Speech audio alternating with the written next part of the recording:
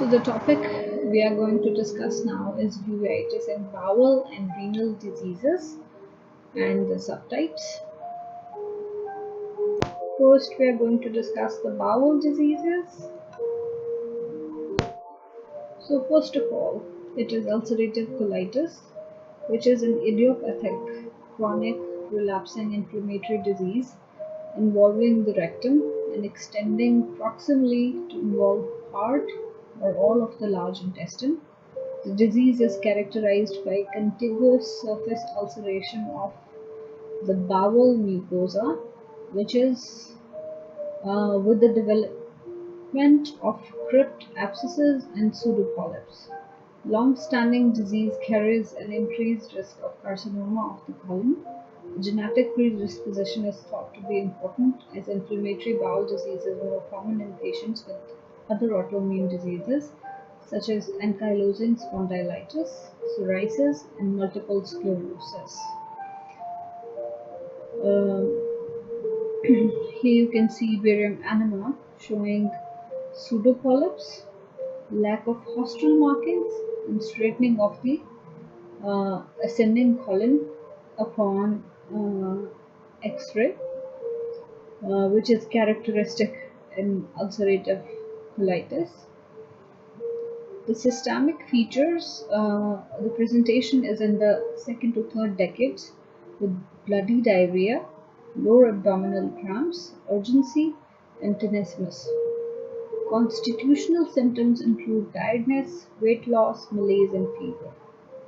Cutaneous lesions include oral aphthous ulceration, erythema nodosum, and pyoderma gangrenosum.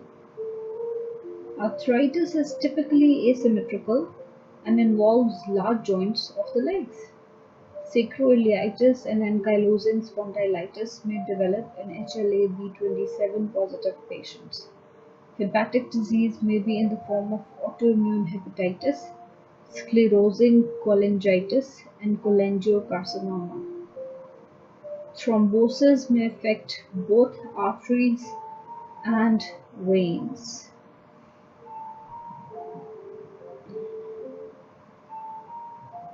Now this is a picture of pyoderma gangrenosum, very characteristic.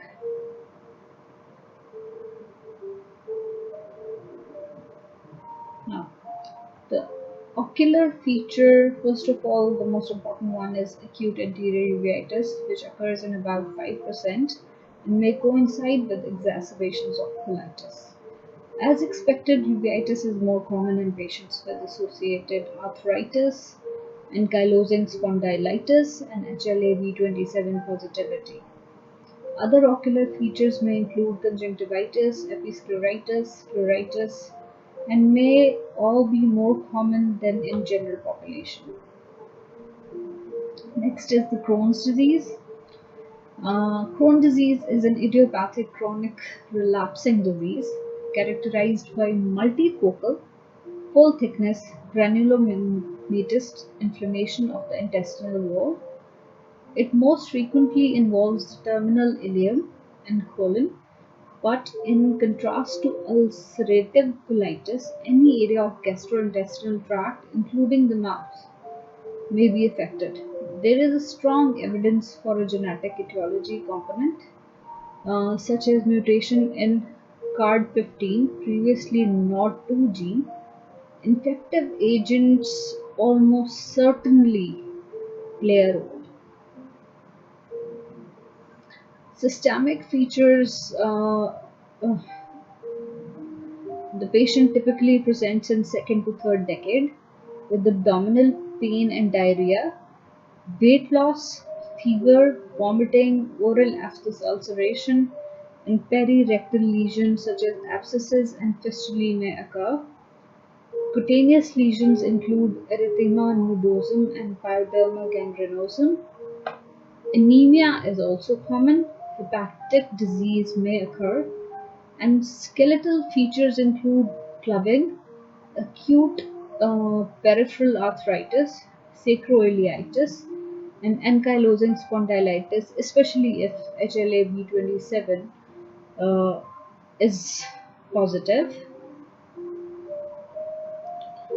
Uh,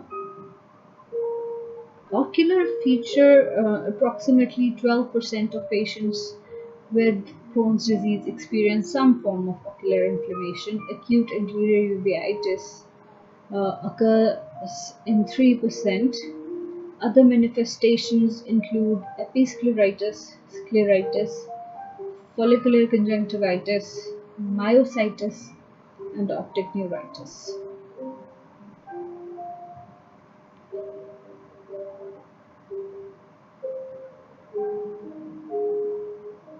Then comes the Whipple's disease, also called intestinal lipodystrophy. It is a rare chronic gastrointestinal inflammatory condition caused by infection with the bacterium Trophirima whipple. It occurs mainly in white middle-aged men. When diagnosed, duodenal biopsy, DNA detection in blood, ocular and other fluids can be cured with antibiotics. Treatment is 2 to 4 weeks of ceftriaxone or penicillin intravenously, and that's probably it.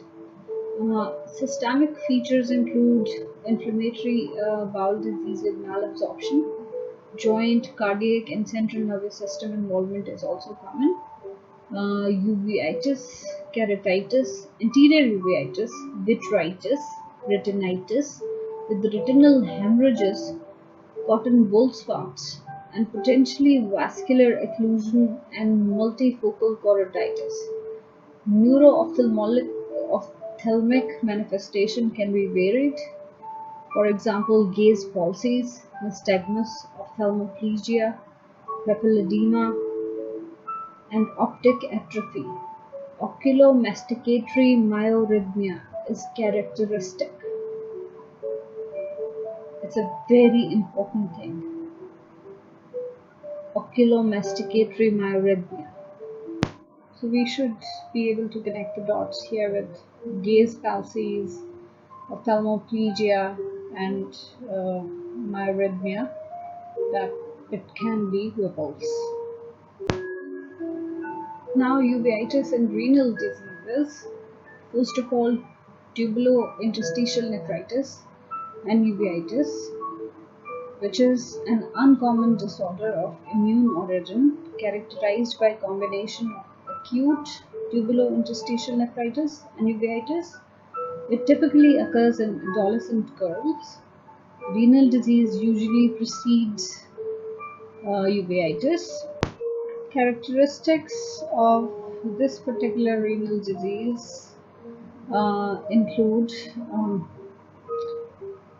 presentation is usually with the constitutional symptoms, proteinuria, anemia, hypertension, and renal failure.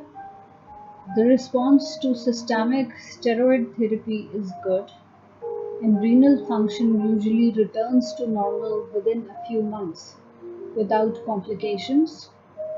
Ocular features: bilateral non-granulomatous, occasionally granulomatous anterior uveitis that usually responds well to topical steroids.